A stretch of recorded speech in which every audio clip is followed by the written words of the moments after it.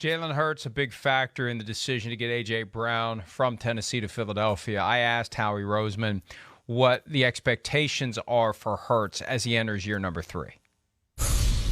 With A.J. Brown there, and that seemed to be a trade that Jalen Hurts really wanted, what should the expectations be for him entering year 3? Because I think there's just kind of a vague sense among the fans, among the media, as to what the bar is in the organization's mind as to what you're looking for in Jalen Hurts. Yeah, we're just looking to win, and I think that at the end of the day, that's something that always attracted us to Jalen as a player when we drafted him. Obviously, that's what he's done really his whole life as a football player. He's figured out ways to win games and put his team in a position to really, in college, to win championships. And I think with Jalen, the one overriding theme with him is he will do whatever it takes to be great.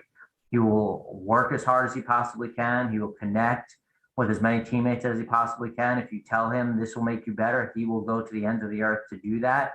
And he's a talented guy. And so I think for all of us, we have to help. Well, whoever our quarterback is, you always want to feel that way. But I think when you have a young quarterback, and he's still 23 years old, which, sometimes I even forget about.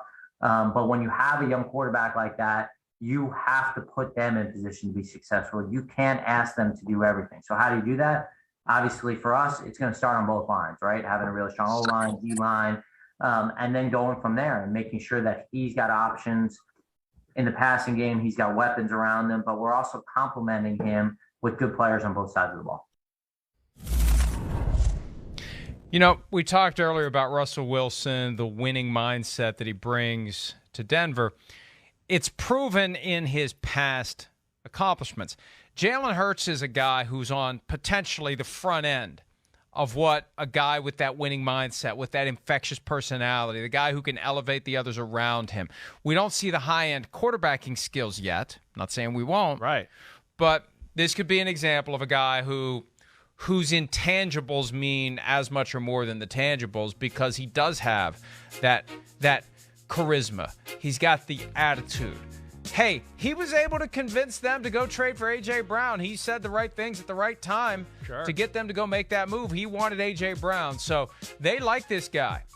And I still am going to be fascinated by what they pay him on a second contract, if he's going to try to blow it out or if he's going to consciously take a lot less than he could get to have a team around him that can win.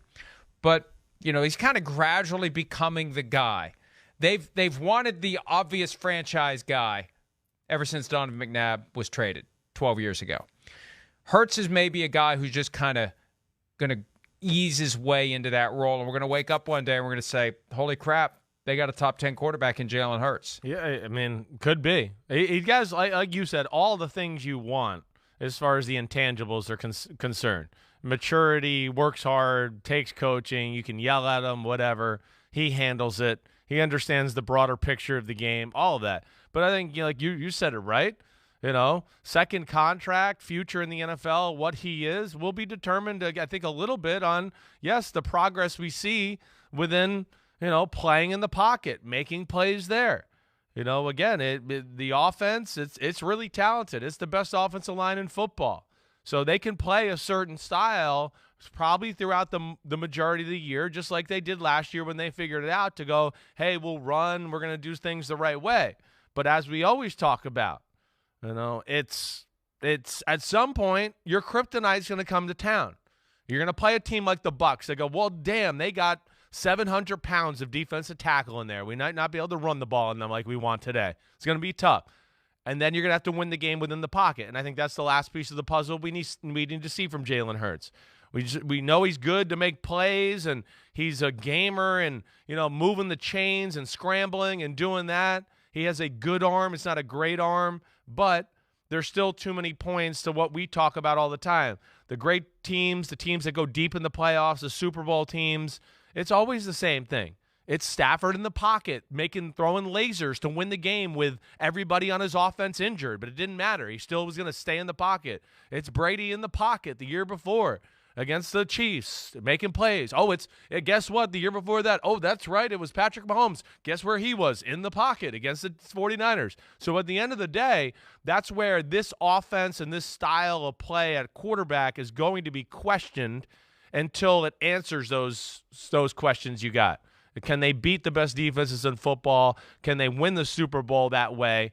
Or do you have to develop and become more of a machine within the pocket passing, quarterback category there? That'll be the big thing with Hurts. Hi, I'm Mike Tirico, and thanks for watching. Make sure to hit subscribe for the latest news and highlights from NBC Sports.